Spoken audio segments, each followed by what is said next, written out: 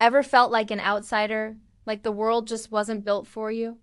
Imagine taking that feeling and channeling it into a multi-billion-dollar empire. This is the story of Whitney Wolfe Herd, a woman who didn't just break the glass ceiling, she built her own building. Born in Salt Lake City, Utah, Whitney wasn't your typical tech prodigy. She grew up in a supportive family, but her early life was more about creativity and community than code. Her journey into the tech world began almost by accident. At 22, after graduating from Southern Methodist University, she joined a startup incubator called Hatch Labs. It was there she met the team that would go on to create one of the most talked-about apps of the decade, Tinder. As a co-founder and the vice president of marketing for Tinder, Whitney was the mastermind behind its explosive growth. She was the one who came up with the name. She was the one who championed the iconic flame logo.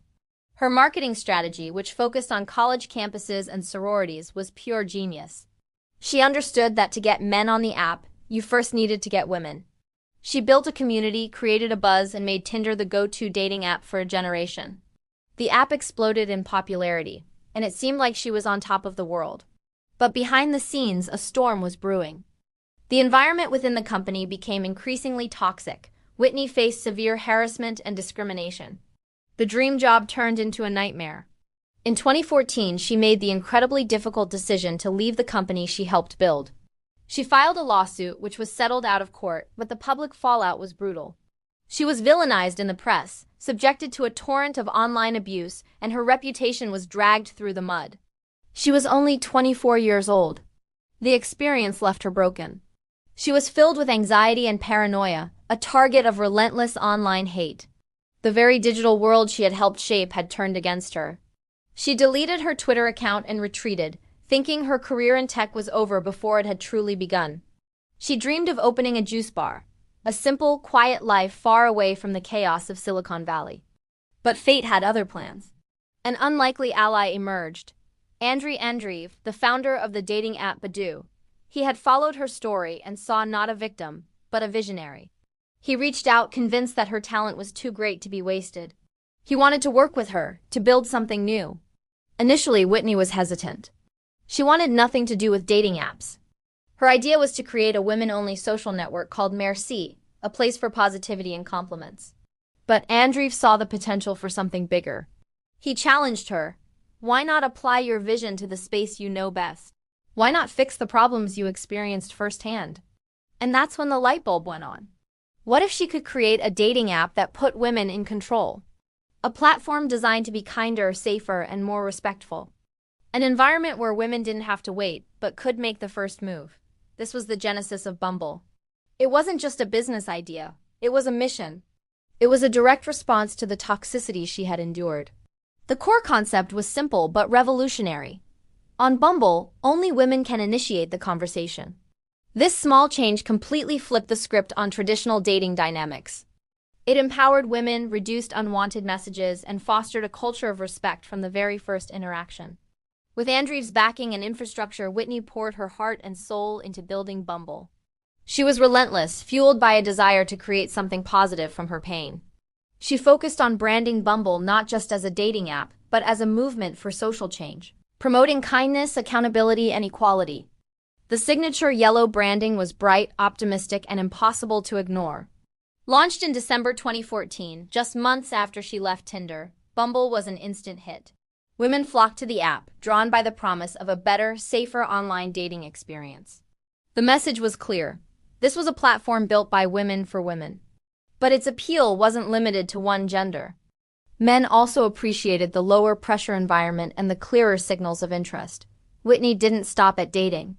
She saw Bumble as a platform for connection in all areas of life. She expanded the app to include Bumble BFF for finding friends and Bumble Biz for professional networking, all operating under the same women make the first move principle. She was building a comprehensive social network centered on female empowerment. The growth was meteoric. By 2017, Andrew Andreev sold his entire stake in the parent company to Whitney and the investment firm Blackstone, giving her majority control.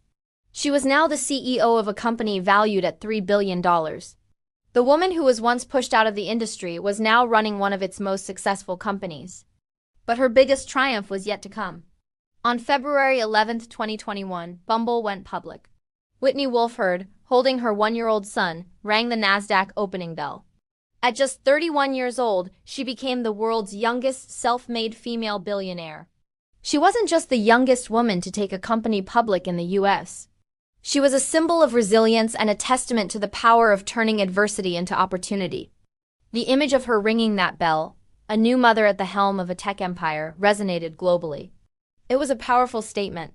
She had not only succeeded but had done so on her own terms, creating a company culture that championed the very values that were absent in her previous experience.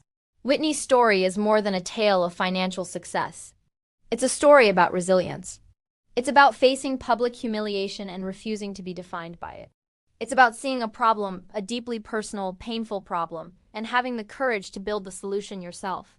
She saw a culture that disempowered women and decided to rewrite the rules. She took the negativity, the harassment, and the doubt and used it as fuel.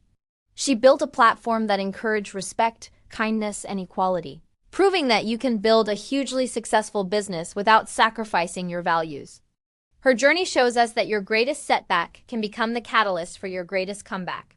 It teaches us that when the world tells you no, sometimes the best response is to build your own yes. From a marketing visionary at Tinder to an exiled founder, and finally to the billionaire CEO of her own empire, Whitney Wolfe Herd's journey is a powerful reminder that you can create your own narrative. She didn't just find her voice. She built a platform to amplify the voices of millions of others. And in doing so, she didn't just change her own life, she changed the game for everyone.